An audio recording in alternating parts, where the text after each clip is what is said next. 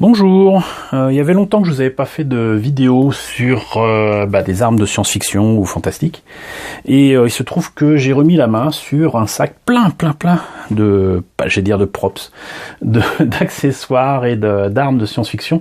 Je pensais qu'il n'y avait que des éléments Star Trek. D'ailleurs, je ne vais pas tarder à vous présenter quelques armes de Star Trek, mais en fait non. J'ai retrouvé ce produit dérivé, qui est un produit dérivé, j'imagine, sans licence, mais qui est assez étonnant, puisqu'en fait il s'agit, je ne sais pas si vous l'avez reconnu, mais de l'arme utilisée dans Cosmos 1999, qui est une série de 1974 que j'aime beaucoup, que je pensais qu'il n'était passé que sur Temps X, mais apparemment, et la 5, mais apparemment c'était passé sur TF1 peu de temps après la diffusion en Grande-Bretagne, et c'est une série que j'aime énormément, qui est dans le cœur de pas mal de gens, je pense aussi, qui est de Jerry Anderson et de sa femme Sylvia.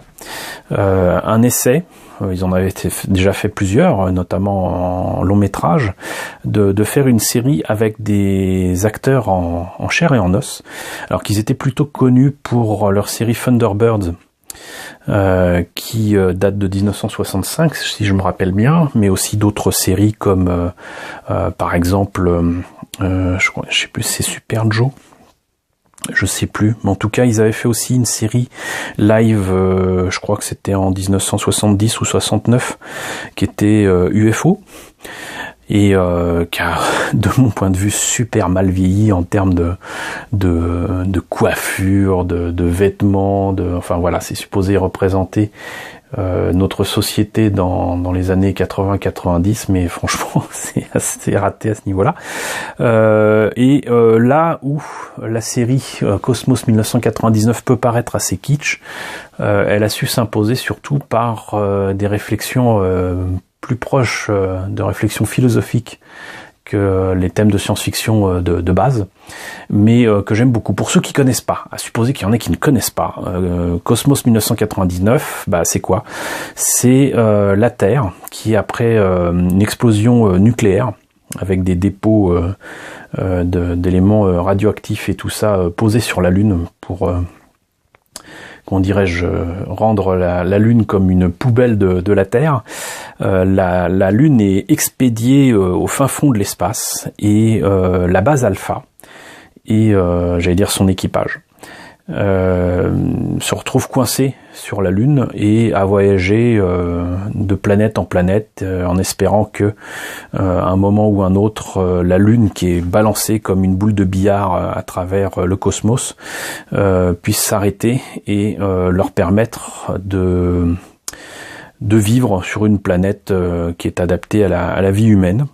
Et donc ça occasionne énormément de rencontres avec des espèces étrangères, ça occasionne beaucoup d'aventures.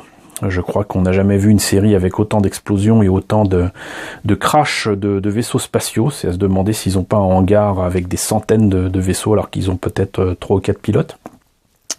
Mais quoi qu'il en soit, c'est une série que j'aime beaucoup, qui a 2 saisons. La première qui a ma préférence, avec des musiques inoubliables, et une deuxième saison qui ne me plaît absolument pas, que j'ai découvert sur le tard, peut-être comme tout le monde en France, puisqu'elle était restée inédite, que j'ai découvert sur la 5. En quoi, 1986 peut-être, je sais plus, 85, 86, et série qui pour le coup a extrêmement mal vieilli, avec des musiques qui ont changé, des personnages qui ont disparu, d'autres qui sont utilisés vraiment de manière assez étrange. Mais quoi qu'il en soit, donc une série légendaire, et vous avez donc sous les yeux un objet qui, d'après ce que j'ai compris, même si c'est pas marqué dessus, était vendu avec un pif gadget. Voilà, et vous l'aurez deviné avec ça. Je vais enlever ça, voilà. Vous l'aurez deviné avec ceci, c'est que c'est un pistolet à eau. Voilà. Donc c'est fait pour les enfants. C'est pas spécialement fait pour les plus grands.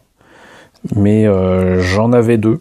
J'en ai donné un, si je me rappelle bien, à mon ami Jean-Marc Deschamps, que vous connaissez tous sous le nom du professeur Kelp.